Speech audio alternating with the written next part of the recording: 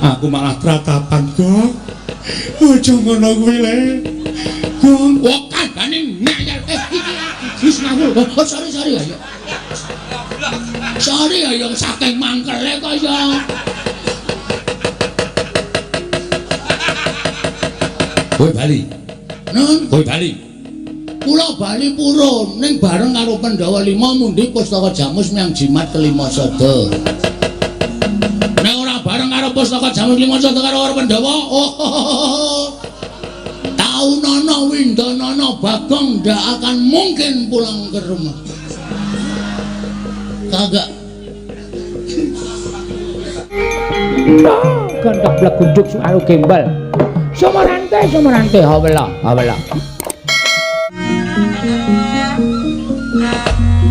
Koko Prabu ndadosaken kagat raosing manah dereng ngantos purna anggen kula nampi sabda pangandika paduka menika kadidene sowanipun Panakawan Petruk kaliyan Panakawan Bagong Koko Prabu jagat waisan iku Bathara Wayatra jagat inggih Yai menika kadidene sowanipun Petruk kaliyan Bagong Koko Prabu Mandura nggih menika sowanipun Panakawan Petruk kaliyan Bagong lah pun Kakang ya wis weruh Petruk sowan ngabiyantara ngersane Kyai Prabu Darmakusuma yen Petruk mono pancen wong sing genep unggah-ungguh tata krama laku dodok nyembah karo ratune kuwi tegese kawula sing aboti karo ratu saiki jajal gagasen Bagong iki derajate apa ing atase ratu kok dijak salaman anggepe karo kancane iki lho kaya ora ngerti tata krama kaya ora ngerti unggah-ungguh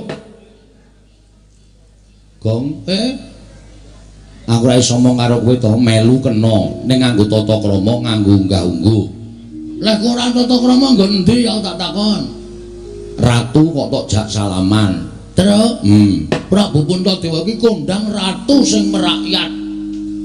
Heeh.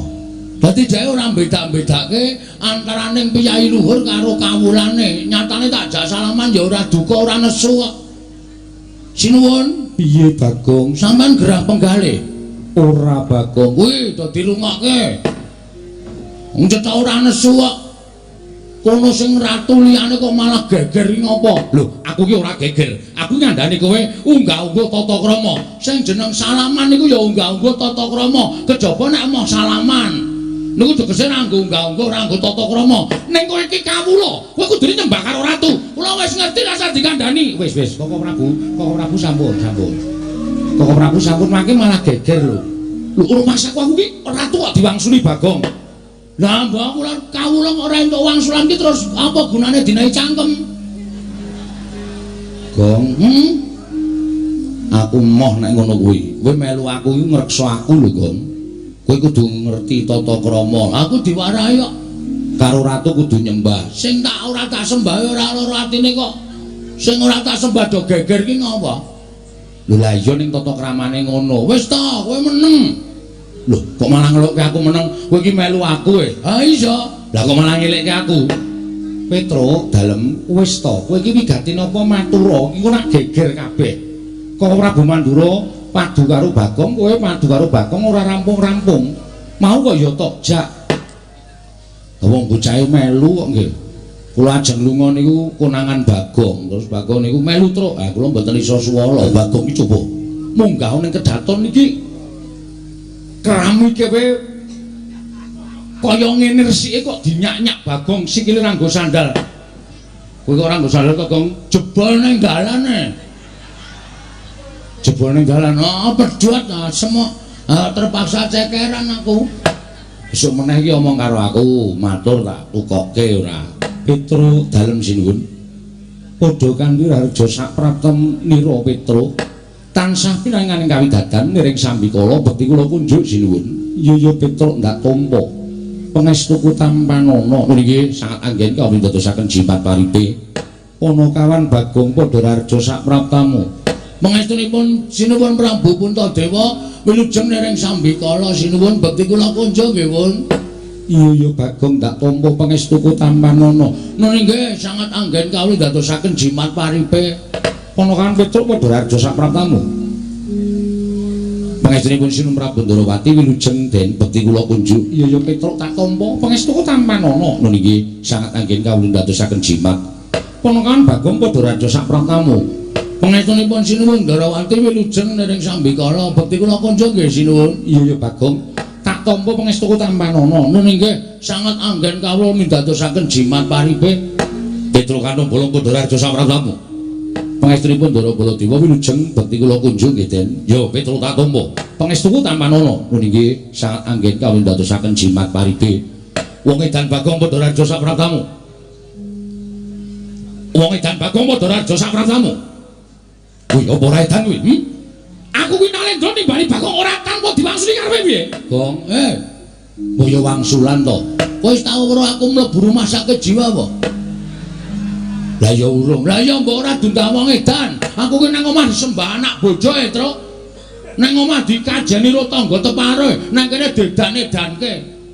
Mbok wong ki ngajeni karo wong ki nek ora gelem dijiwit aja sok jiwit, wong ki nek ora gelem ditabok aja sok nabok. Dumeh kono nalendra aku meng kawula terus menang edan-edanke kawula ya ora entuk. Wah bener ngono kok. Kok Prabu menika ya lepat kok. Wong Bagong ora edan kok didan-edanke. Wah, wangune lara ati tak unekke edan. Lara ati aku ndek perasaane. Lho. Ora basa karo aku. Ayo man kowe marahi terus kok. Ya wis. Wong bagus dhewe Bagong padha raja sapratamu. Cah bagus dhewe Bagong padha raja sapratamu. Lah iki aku nek edan tak diwangsuli nek bagus tak diwangsuli karepe piye? Ah, Gong. Kowe ngono lak tak ajar dhewe lho Gong kowe engko. Iki marahi geger tenan. Terus, aku ki ngilo wis sok semaput lho. Kok dunekke bagus dhewe. Nek carane wong Jawa kuwi ngelulu, wong ngelulu ki ngungkuli wong ece larane. Mbok wis biasa wae wong aku ya ora rumangsa bagus kok. Kok Prabu sampun, Bagong ngaten ki mawon. Bagong padha raja sapratamu. Slamet. Lho. Aku ki ratu, iya ndeng lali aku nggih. Pengaturipun Ndara Baladewa wilujeng nering sono. Ngono nggih, mangkake riku kapan-kapan tak jupuke. Lho, pengestu kapan-kapan dijupuke piye? Alah, pengestu ora basae ngene gawe masalah.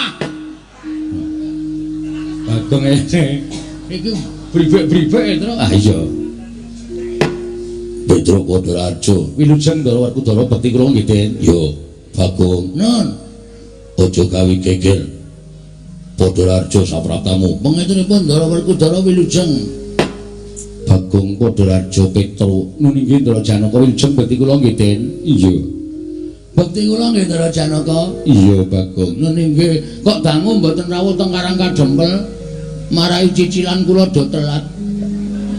Iya sesuk aku tak merono Bagong ya wis ora ana kewajiban. Lah rak ngaten ampun dilalekke Panakawan Den. Iya Bagong. Petruk Bagong padha raja, Petruk Bagong padha raja. Ndara kembar wilujeng bekti kula kunjuk. Iya. Ndara kembar wilujeng bekti kula kunjuk, Ndara. Iya ya Bagong tak tampa. Iya ya Bagong tak tampa. Petruk Kantong Bolong wonten dawuh sinuwun. Ana wigati apa sowan tanpa tinimbalan apa saka karepmu dhewe? Apa diutus dening bapakmu Semar? Nun inggih sewu-sewu kalpatanipun ing abdipun Petruk Diagung Pangaksami kepareng kula ngaturaken kebah Siti Sekul bilung teling ron klapa. Apurenta mbok bila wonten lepat kula nggih kula munjuk atur sapa Paduka Sang Nata. Iya ya Petruk ora dadi ngopo matur sembah nuwun. Estunipun ngaten sinuwun. Sowan kula punika mboten saking pikajengan kula piyambak, mboten saking niatipun Petruk dhewe piyambak menika mboten. Ning kula menika namung dapur dipun utus dening Bapak Semar. Bapakmu Semar utusan kowe nggih. Bapakmu Semar kena ngopo teka utusan sira sowan ning Praja Ngamarta. Nuwun sewu kula tak sawetawis crita. Pun wonten sesasi niki Bapak Semar niku kaya wong lara ning ora lara, kaya wong masuk angin ning jane waras. Ning saben dina ming megogok enten ngarep pendopo pedukuhan. Penawange niku kosong, mripate niku kaya ora nyawang apa-apa, pendak dina mbrebes luwe metu mawon. Kula kita nek bapak niku nangis. Mongko saben dicaosi dahar kali simbok ora didahar, caosi unjukan kali ibu ora diunjuk. Kuwatir ati kula tumuli kula sowan wong telu, Gareng, kula kali Bagong. Kula matur karo bapak, "Pak eneng apa? Nek bapak ki menggalih anak-anak, bapak ki menggalih apa? Nek bapak ki menggalih kulawarga sing kepiye anak-anakmu wis mentas kabeh. Tur bapak ki wis tuwa. Sing jeneng wong urip ing alam padang kuwi cakra manggilingan. nalika aku isih cilik, aku isih bayi biyen, mbok dulang, mbok tetah supaya iso mlaku, supaya iso omong lan sak piturute digula wentah diparingi ngelmu. Ning nek anak-anak wis tuwa kuwi duwe kewajiban gula wentah karo wong tuwa. Mula nek sampeyan duwe kepinginan ki ngendika karo anak-anak kepinginane bapak apa mengko anak-anak sing bakal nuruti. Ngoten niku.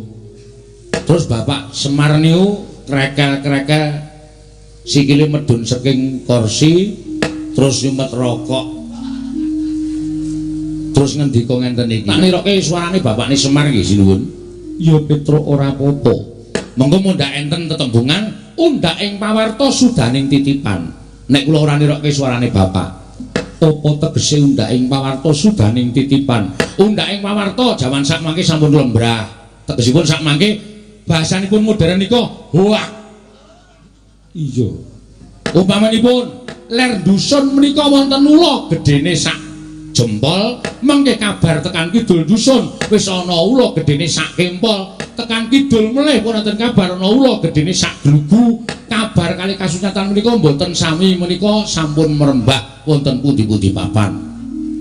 Undhak ing pawarta menika sudaning titipan. Sudaning titipan menika malah sakmangke sampun dados adat budaya saka dhuwur grojok-grojok tekan ngisor ming tetes. Niku wis biasa. Iya. Pun dimawon pun wonten riku niku. Iya Petrus. Nggih. Iya, sak banjure piye? Lah, Bapak ngendika ngenten iki. Truk. Aku jane gagas karo kahananku. Aku ki wis tuwa, Truk. Ning isih dipercaya dening para kawula sak Karang Kadempel supaya nyekel marang kendho kencenging Karang Kadempel. Tegese aku dadi pengareping Karang Kadempel. Monggo Karang Kadempel saiki kanane beda karo biyen. Ora mung Karang Kadempel, tak wawas negara Ngamarta ki kanane beda kalawan biyen. Ngamarta sing biyen dadi negara ingkang adil, makmur, warata, tias bagya mulya. Ngamarta sing biyen uripe kawula tentrem, sayuk, rukun, matsinamadang, daya dinayan, tunggal cipta rasa karsa lan karyane saiki wis beda. Kawula saiki wis padha koncatan rasa kamanungsan, koncatan moral, tegese krisis moral. Buktine neng kono-kono akeh regejegan, neng kene-kene akeh padha bentak sirah, neng kono tukar padu merga perkara sing sepele. Wekasan mentala karo sedulure, mentala karo tangga teparone, mentara karo sanak kadange. Lah Ngamarta sing kaya ngene iki nek dinengke wae, negara Ngamarta ora bakal kuncara, ning bakal remuk bubuk dadi rempon. Mula aku sing dadi kewajiban momong negara Ngamarta duwe kewajiban benerke negara Ngamarta. Mula aku niat bakal mbangun kayangan. Aku lho kaget. Gareng ya kaget, Bagong ya kaget. Kowe kaget ora, Gong? Ora. Mbok kaget kok, Gong. Ah, kaget aku. Ngono. Ngono. Kula kaget. Bapak ajeng bangun kayangan niku, bapak niku duwe napa? Wong bapak niku wong sekeng, wong kere, wong ora duwe kawula cilik kok arep bangun kayangan. Kula ajeng matur ngoten, bapak wis ndisiki sik. Kowe aja ngira aku arep bangun kayangan iki papan sing magrong-magrong. Dumadi saka Cak Mas Jamrut Hergeni kuwi ora. Ning aku pengen bangun kayangan iki pengen bangun morale para kawula supaya uripe pindhane eneng kayangan. Kayangan iki kebak kanikmatan, kayangan iki kebak katentreman, kayangan iki kebak kabungan, ora ana rasa regejegan, ora ana rasa padha memungsuhan, ora ana wong sikut-sikutan, ora ana kawula sak negara Ngamarta iki mbane urip eneng kayangan. Ngoten.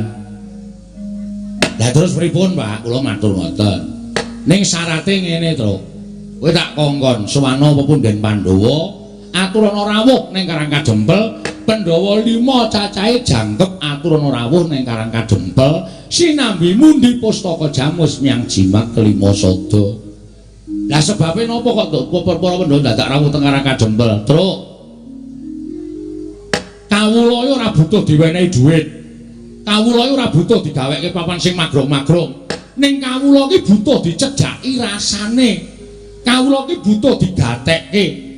Kawula iki nek dicaketi karo pangarepe, wah kuwi dadi cambuk, dadi pamecut nggone bakal mbangun negara, nggone bakal gumegah rasane rumangsa handarbeni negarane wekasan tresna karo negarane tumuli mbangun negarane niku ngoten dadi para Pandhawa menika tedhak wonten Karang Kadempel menika supados nyaketi sangganing para kawula mboten wonten namung ingkang wonten Kutagara ning mapan wonten ing Parden mapan wonten Karang Pradisan sedaya dipun caketi dipun elus manahipun para kawula saengga pitados kaliyan pangarepipun bilih pangarepipun menika mboten supe dhateng para kawula. Mila sawan rasanipun Sumrabu Darma Kusuma menika ing sepisan kula dipun tutus dening Bapak Semar sumados samboyo dhateng jengantika sinuwun sak kadang-kadheyan rawuh wonten ing Karang Kadempel sak mangke sinambi mundi pustaka Jamus Nyang Jimat Kimasada cekap semanten atur kula akhir kata wassalamualaikum warahmatullahi wabarakatuh. Wis selak garing cangkemku omong terus ora ana dados niki Semir ora ngawur Semir ki lurahe kene Semar kuwi melu-melu kowe gong kan iki bengi iki aja nyebut Semir Semir ki undangane cilik-cilikane lurahe kene oh niku ajeng bangun kayangan syukur bage Bapak niku diteruske le dadi pangareping para kawula mboten namung sagedakan menika. Mergi Karang Kadempel diasta dening Bapak Semar menika nyatane ya apik, kemajane wangunane ya apik, tur dipercaya dening para warga masyarakat. Ngoten, mboten saged ganti sak mangke Bapak ugi kawisuda menika dados pangareping para kawula ing periode mboten mawon. Bangane ganti durung karuan dingerteni kepinterane, bangane ganti durung karuan dingerteni kaya ngapa kridane minangka dadi pangareping masyarakat, padha karo milih kucing dalam karung. Lho. Boning mawon sateruse diparingi wekdal, dicaosi wekdal Bapak supaya luwih ngrembakake Karang Kadempel, supaya luwih bisa memajukan pembangunan lahir batin Karang Kadempel. Wonten niku cekap semanten atur kula menawi wonten lepat diakumbang asama Petro Nun Pandhawa kuwi ora mengaku. Oh nggih. Lah terus nanging Werkudara Janaka kembar ya Pandhawa aku tak taren karo kadang-kadangku dhisik Petro. Oh menika langkung prayogi malah sae menika. Werkudara nggih. Wis midhanget ature Petro munggo penemuning Siadi. Ayo mangkat. Petro. Nun yen bapakmu butuh probaya aja metu saka bapakmu ning jupuka saka Jodipati dinggo srana wewangunan bangun kayangan bapakmu ora gate saka Jodipati dientekke ora apa-apa. Alhamdulillah Gong proposal 1 masuk poin Gong. Wah lumayan iki Petro aja ning Jodipati Madukara ditawu bandane ora apa-apa. Waton bapakmu kasembatan bangun kayangan Petro yang perlu kasatrianku digadekke sik ora apa-apa. Waton bapakmu kelakon bangun kayangan. Omongane bapak aku bendahara ya. Oh. Bareng danane masuk kok njur ndapuk bendahara ora. Weh, aku ki wong arep elek dhewe kono omongane sawenake dhewe aku ki wong jujur. Oh beda karo gareng kan atau dapuk bendahara jelas entek dite. Aja iki didapuk bendahara RT di aku bakal budal marang Karang Kadempel Petro. Yayi, nuwun sewu. Lah kok aneh sareng wonten sawanipun Petro, aturipun karo Kang Ndrawati dipun kiwakaken. Mongko sawanipun langkung rumiyin kula tinimbang Petro. Lah kok ana samangke dipun tampi menika aturipun Petro, lajeng adilipun wonten pundi Yayi? Nuwun sewu sinuwun. Kok wonten pengendikan kados mekaten menika wonten perkawis? Iya Petro, pripun? Sinuwun Ndrawati rawuh mrene. Nggih, terus panjenengan nyuwun ngampil pustaka Jamus Limasada. Lho, kagem napa? Negara Ndrawati ketaman pegebluk bisane waluya nirmala temajati yen to ditumbali pustaka Jamus Limasada. Mula aku bingung Petro, ngendi ingkang kudu tak dhisikake? Ndrawati apa Karang Kadempel? Oh. Ngoten lho. Iya Petro. Gong. Proposal ra sida masuk, Gong. Ha piye? Sinun Ndrawati rawuh. Heeh. Karepe sediane Sinundarawati iki negarane Ketaman Pegebluk. Terus isane Waluya nek ditumbali pustaka Jamus Myang Jimat Limasada, mongko awak dhewe sowane kalah dhisik karo Sinundarawati. Terus sinuwun Puntadewa piye kuwi? Bingung penggalihe. Nek aku tak matur ya, Tru, ning nganggo tata krama lho. Siap. Nganggo unggah-ungguh. Heeh, ora waton ngomong, ki ngomong ning ngarepe Nalindra. Heeh. Nuwun sewu sinuwun. Sinuwun. Lagi pisane wis kleru iki ora. Nuwun sewu sinuwun. Iya Bagong piye? Mboten ateges kula arep-arep pisang. Abubut-bubut jengkol. Nanging sedaya menika namung dapur badhe kepengin nglairaken pangunek-unek ing atos kula. Apa? Atos. Atos ya ati, ora usah dibasake. Ati kula sinuwun. Iya piye Bagong kepiye munggo penemumu ngaten. Saniki cara agal-agalan mawon carane mikir nggih nuwun sewu. Nuwun sewu lho. Iya Bagong, saniki ngaten. Sampeyan nuwun sewu, kula badhe nyuwun prisa kalih Sinten Prabu Puntadewa. Panjenengan ya percaya nek Ndarawati Ketaman Pegebluk. Ya mesine percaya iki dawuhing Kaka Prabu Ndarawati. Oke, ndak apa-apa. Lho. Basa Indonesia barang iki omen-omen kaya nggon TV lho, Tru. Heeh. Mboten apa-apa, percaya mboten apa-apa. Niku hak panjenengan. Ning sadurunge sampeyan percaya, niku apike sedaya menika dipun gelar, dipun gulung, dipun teliti sampun ngantos tuna tembe wingkingipun. Lire piye Bagong? Ngaten sinuwun. Sak jagat Rat Pramudita sing agem jeneng Sri Bathara menika nuwun sewu, sak ngertos kula namung kalih. Setunggal Sri Bathara Rama Wijaya, ana kalih Prabu Sri Bathara Kresna. Apa to? Apa to sebabe kok nganggo jeneng Sri Bathara? Amarga menika titising Sang Hyang Bathara Wisnu. Sapa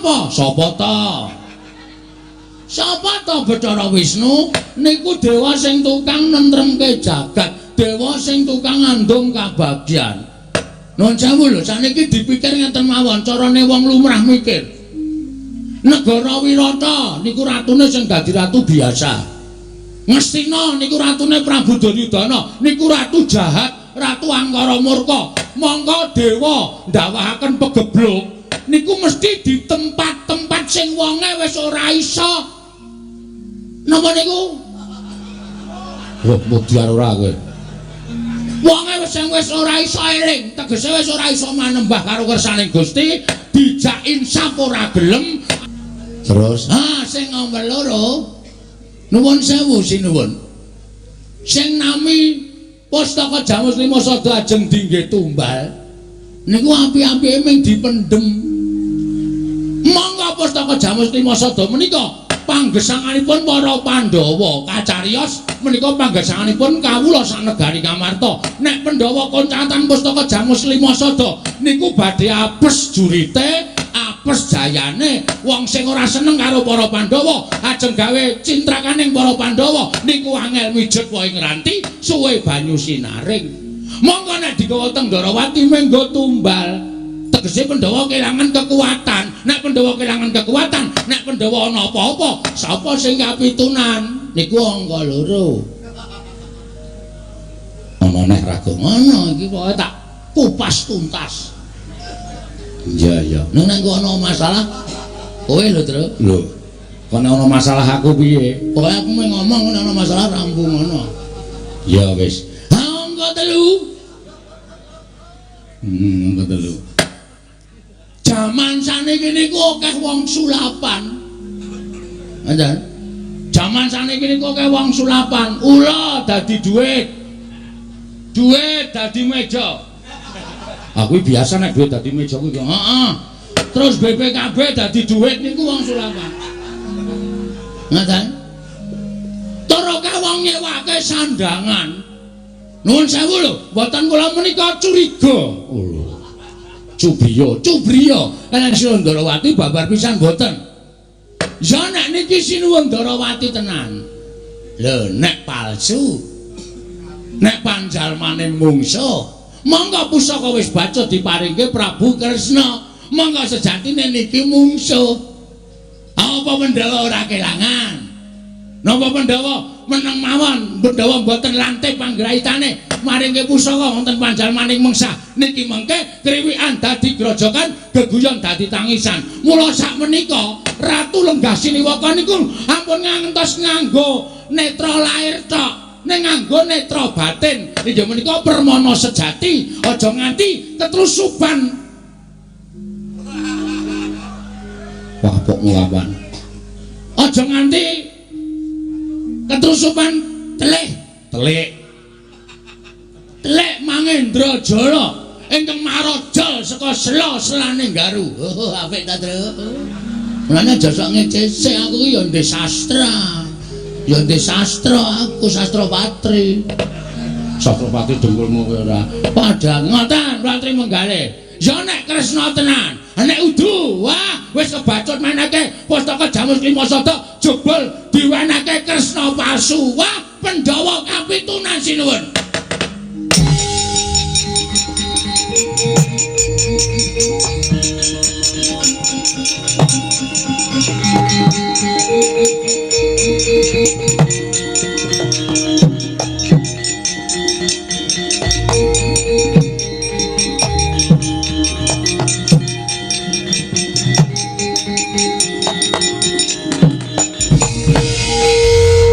Maning jajalan sekretaning balune iblis lanat.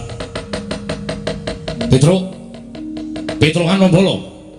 Ngandera, kowe iki senengane gawe masalah kok. Pinas ngene iki piye? Aku meh ngomong kok.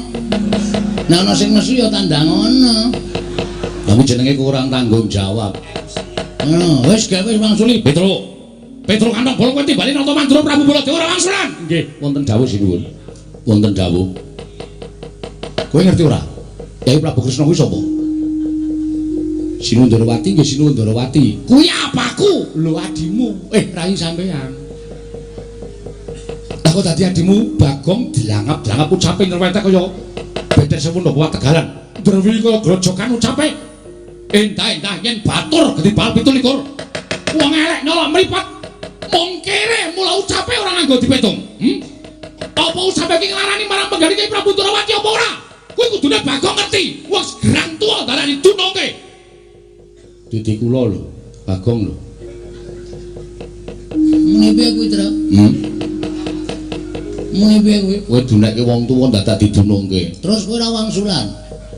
Sing dunek-unekke dudu aku kok. Aku apamu? Kowe adikku. Kudune kowe mbelani aku, kowe goblok kowe. Wis dibelani kaya ngene kok adine dunek-unekke meneng wae. Sing tau nekke Sinuwun Darawati. Nek kakangne tenan iki kaya ngono kuwi lho, Prabu Baladewa. Adine dunekke Baladewane nesu. Aku dunekke wong kere, wong gedibal, wong tuwa dadak didunungke. Wis ngerti aku ora melu mau truk.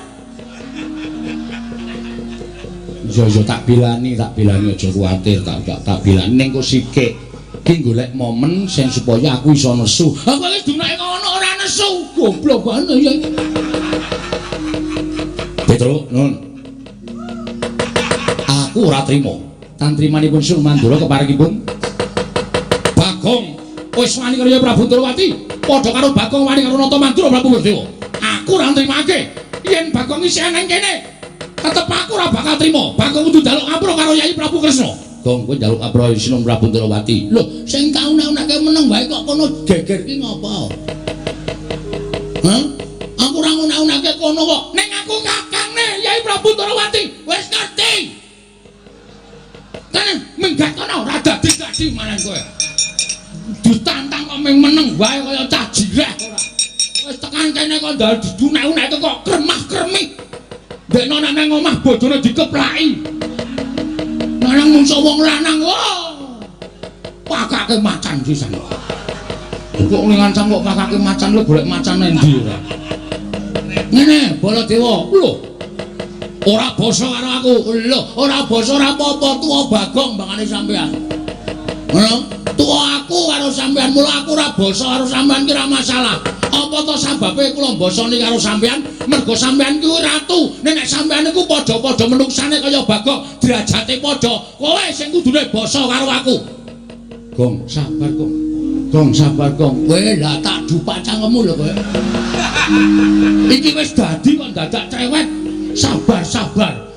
Sabar dodo ayam goreng. Ngomong antek tenan kowe. Lho, yen ngono kowe wani karo aku. Kowe lho, biyen wani saiki wani. Aku ratu, wis ngerti. Kowe dadi ratu ki mergo tak coblos.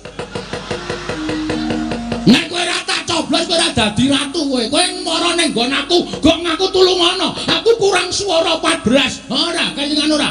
Sok kene tak nehi cakruk, nyatane ndi sprene tok bangun kowe ora. Kaya ngono kok ratu. Ngene ngono Mas, sampeyan iso dadi nganggo sandangan teng glebak ngono kuwi mergo kawula cilik ngene iki. Mula aja sok ngendhek karo kawula cilik. Aja sok kowe ngidak cengele kawula cilik. Kowe aja ngecek karo kawula ngene iki.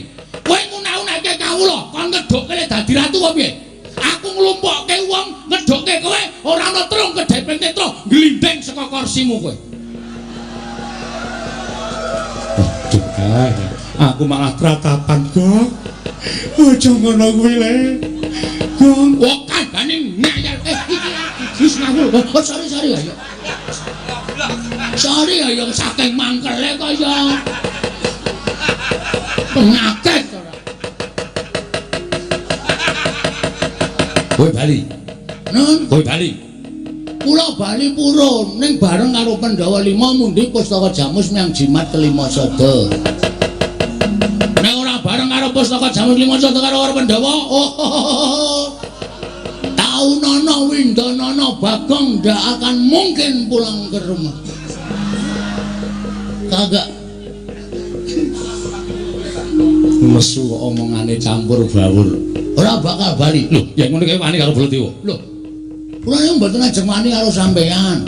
Sampean niku nalendra, wajibe kula ajeni. Ning nuwun sewu nggih Mas. Teng tanah Jawa niku wis ditulis karo para pinter, ditulis karo para pinisepuh, diserat karo para kiai, diserat karo ulah agama. Nek kepengin diajeni ngajenono. Nek kepengin disembah nyembah. Nek kepengin di tata kramani ya tata krama karo sak pepadane. Ning nuwun sewu, sampean wau ngajeni kula napa? Sampean wau tata krama kalih kula napa? Monggo nek didelok umure tuwa Bagong, sampean ngunekke kula gedhi bal 17, wong elek kelok mripat mung kere. Mas, sandangan iku sesuk ora diukur karo sing gawe urip. Bondo donya sampean iku sesuk ora diukur karo sing gawe urip, sing diukur men kelakuan sing apik. Derajat pangkat ki ora dadi ukurane ngarepe sing maha kuwasa. Ngono dipengpengke ora. Sing dadi ukuran iku kelakuan apik. Arep Bagong rupane kaya ngene, mung nganggo sarung, mung nganggo kathok suwek. Sampeyan nganggo busana keprabon ning iso sesuk waktu di sana sampeyan tak nggo ancek-ancek mlebu swarga. Sampeyan sing tak ndlepke ning neraka. Mergo sampeyan duwe derajat pangkat dienggo ngenjak wong sing ora duwe kaya ngene iki. Penyakit. Manusia macam apa kamu? Manusia macam-macam ya? Koko Prabu sampun. Koko Prabu sampun mangke mindak mboten kan Gusik. Aku ora trima. Iki nek karo piyayake aku diundang-undang karo Bagong, malah diundhomono karo Bagong. Kowe saiki bali kono karo bapakmu. Kowe bali kono karo bapakmu. Bapakmu ki wong kere, bapakmu ki gedhi bal 17. Wong bapakmu ki wong elek nyolok mripat.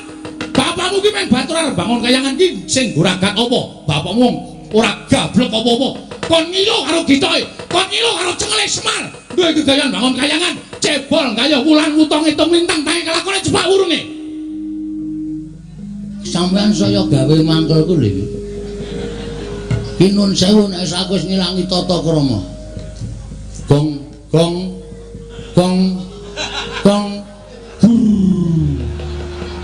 Tamut ndasmu lho, Tru.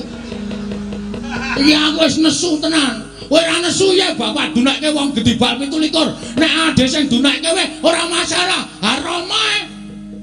Bapak ki metu saka omah jegoke kirik-kirike tak blek kok. Rumangsane kok dunak-unak karo Baladewa. Mas. Sampeyan wis kebangetan ngunakke bapakku. Nek sampean nek aku ora masalah. Nek bapak anane Bagong urip nang Padang ki bapak gojek karo Simbok. Nek gojek kebablasan bapak telak to Simbokku. Wow. Tatahe nyawa bol. Lho. Bol sapa? Jenengmu sapa? Baladewa Dundang. Bol kok ora gelem. Kaya sing apik kong bol-bol iki jijiki ora. Ya men sisan ora nek bapakku ora. Yen ngono kowe wani karo Baladewa, sing tak wedeni apamu? Wah, dalah ayo. Menyang endi? Papane moneter Gading Dayan. Manut metu jaba. Lho wis kan biyen tak toke jaba. Tak toke jero anakku kae banget. Bagong edian ora. Caedan ora. Kaya ngono kok do ngomongke. Ngendi? Papane moneter Gading Dayan. Ora minggat. Ketiban kiai nenggala jeblok wetengmu. Gong, kowe meneng bae Gong, tak taleh. Kalih kula ora karo Bagong, padha gedene sinun. Ayo, metu jaba metro.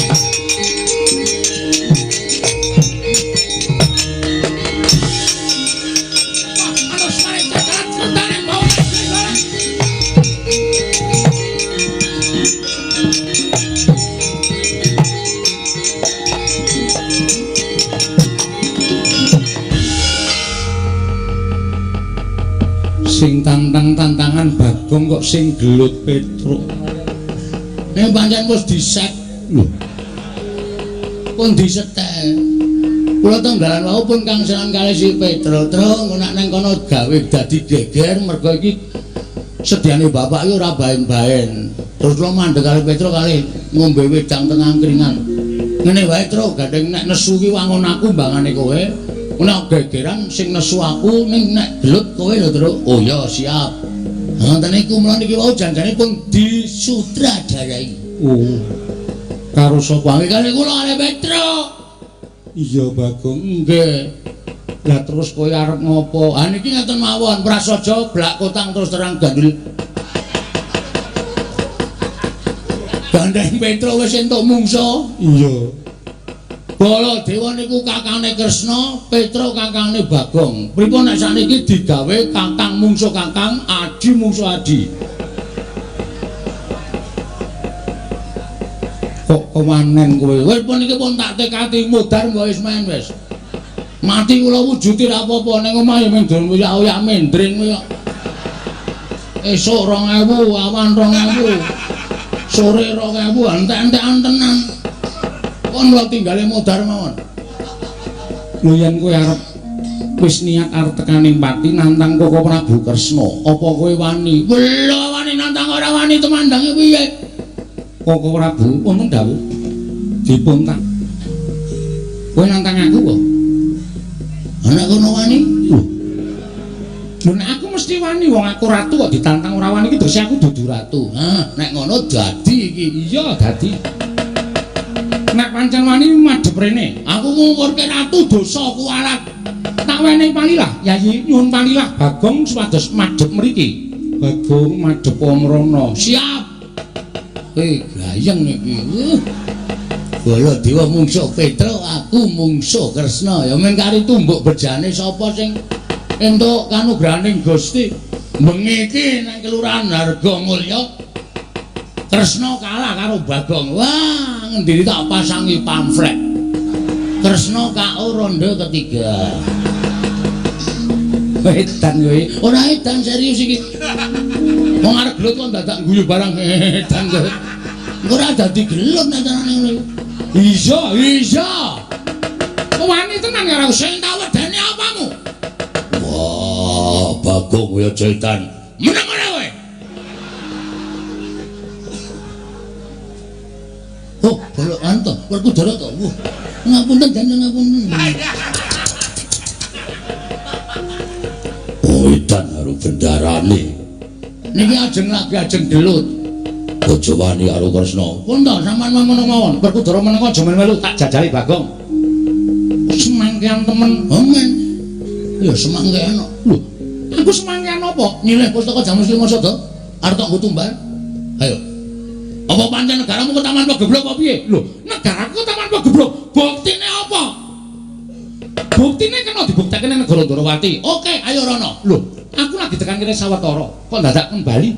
Aku kesel Bagong. Nah, iki ketone arep ngapusi. Ketone arep ngapusi. Wis ngene wae. Kowe karepmu piye? Ngene wae. Kowe karepmu piye? Lho. Nek kowe mau nantang karo aku tak ladeni piye? Oke, ora masalah. Aku ya ora wedi karo kowe. Iya. Ayo, nek pancen kowe duwe kadedayan ketokno. Oh, aku ora tau duwe kadedayan. Aku ki kadedayanku mung guruk. Pokoke wani ngono wae. Aku duwe pusaka. Oh, enggak ora wedi aku.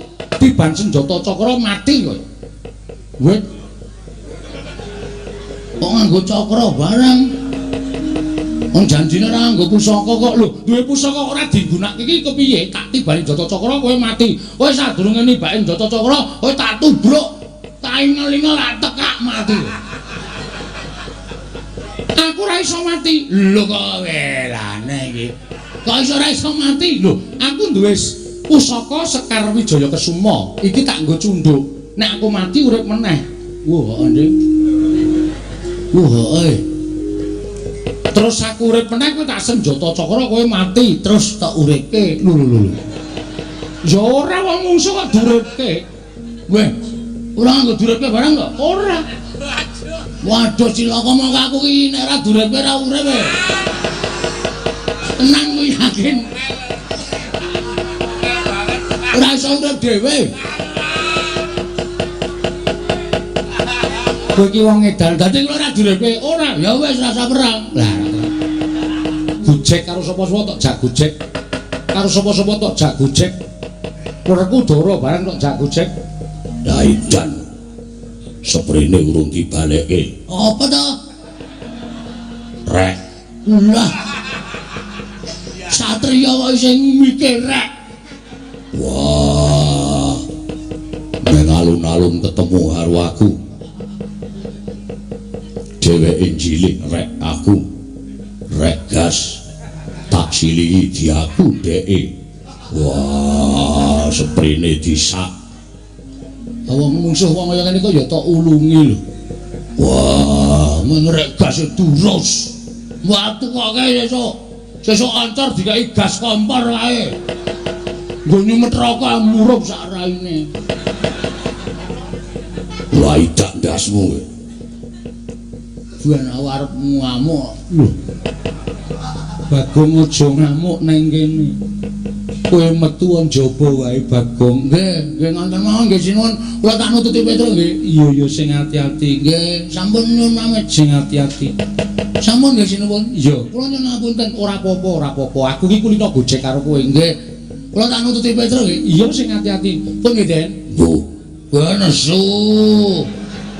Oh, seniman kok nesu. Ora kena nesu. Wah, ya ora. Nggih, nyuwun pamit nggih. Ya sing ati-ati. Nggih, nyuwun pamit. Iya. Pun nggih, Den. Iya sing ati-ati, Bagong. Ndarane kula dhewe nyuwun pamit. Iya, Bagong sing iya Bagong sing ati-ati. Yem aku njaluk pamit ya, Yem. Nggih, Mas, atos-atos. Heeh, wis saya lemu dilongi le memangan. Awake gajih cok ora. Wis ora ketok cantik. Nggih, Karang Tengkraton iku wonten ing minggat maem terus. Aja dinggo gerak awake ya. Nggih. Ngejak aku nek gerak. Iya.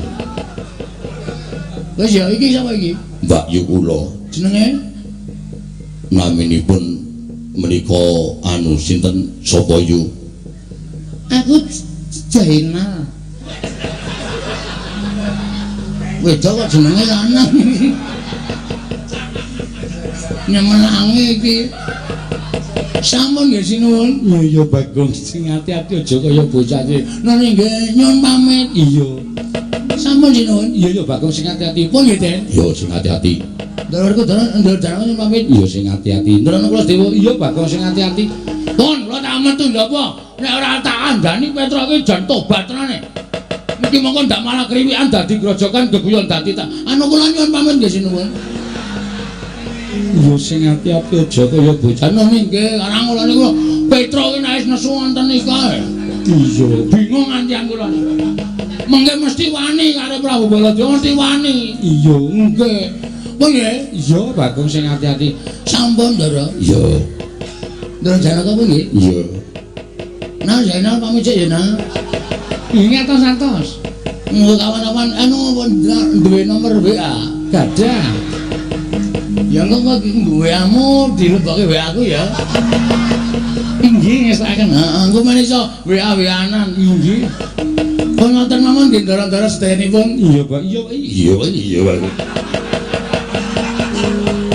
Kula nyuwun pamit madal paselan. Pak nggih.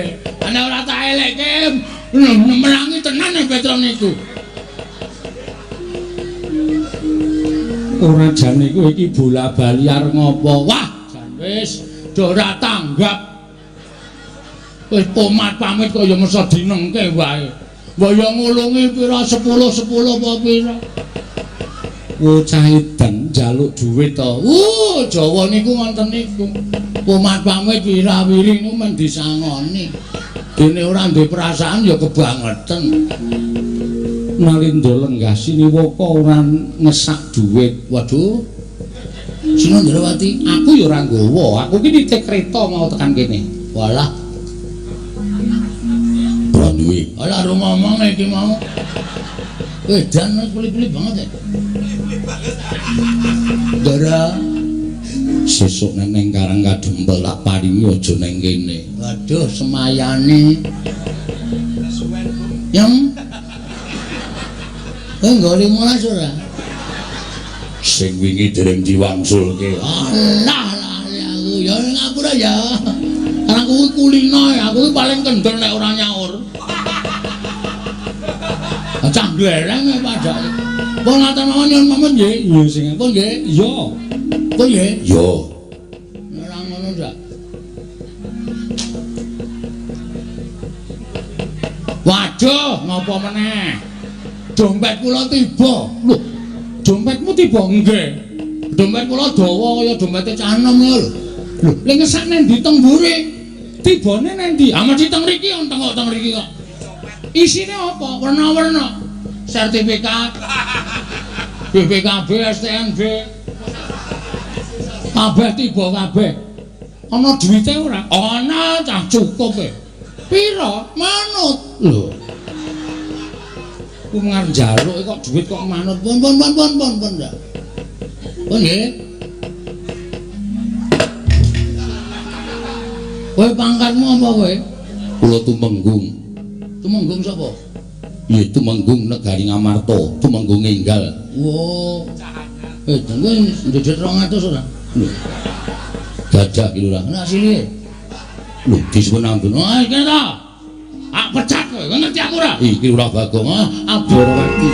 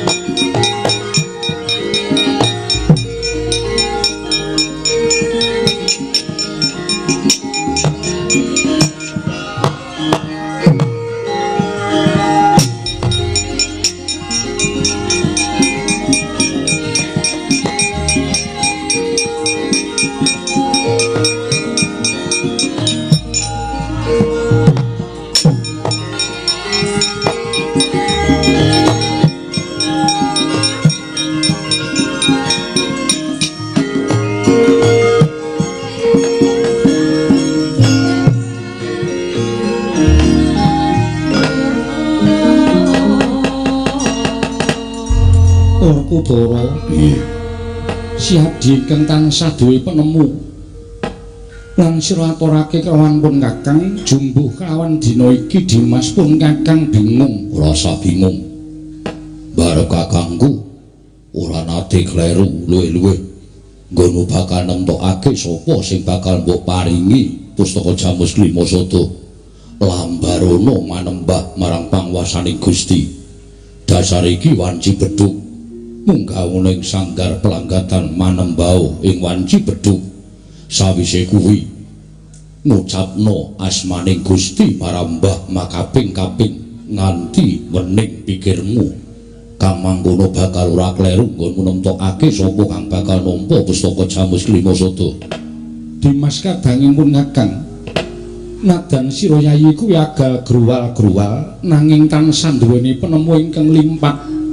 Kaya wektu dina iki Yayi pun Kakang ngaturake panuwun Arjuna kula maring adhawu. Tatanan para kawula aja nganti kesempyok ing aradang kamurkaning Koko Prabu Mandura dene Petruk mriki ngestaken dawuh. Semono uga Werkudara ya ngestokke dawuh.